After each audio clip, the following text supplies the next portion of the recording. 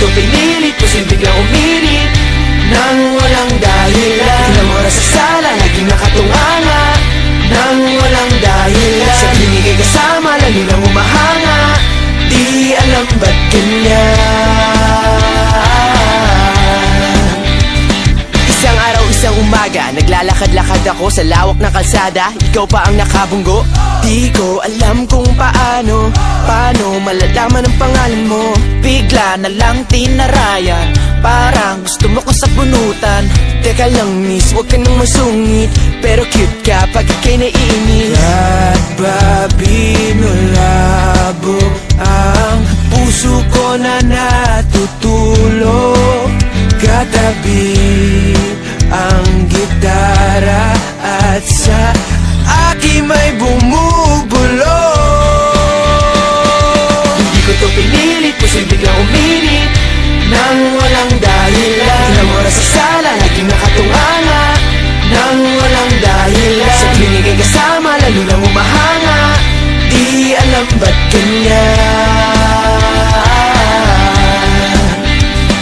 Ilang linggo na ang lumipas, nag-aantay pa rin ako kung saan ako ay nadulas at tayo ay nagkabunggo. Gusto ko lang kasi malaman kung ano ba ang iyong pangalan.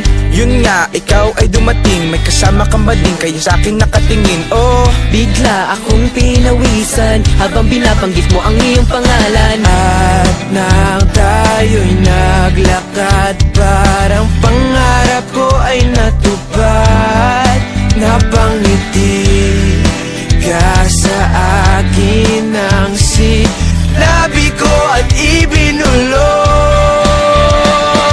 Hindi ko to pinilit, posibleng biglang uminit nang walang dahilan. Ilang oras sa sala, naging nakatunganga nang walang dahilan. Sa klinik ay kasama, lalo nang umahanga, di alam ba't ganyan.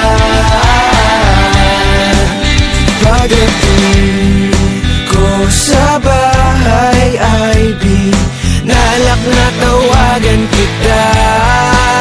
Pagtingin ko sa number mo, ba't kulang pala siya ng isa? Kulang pala siya ng isa.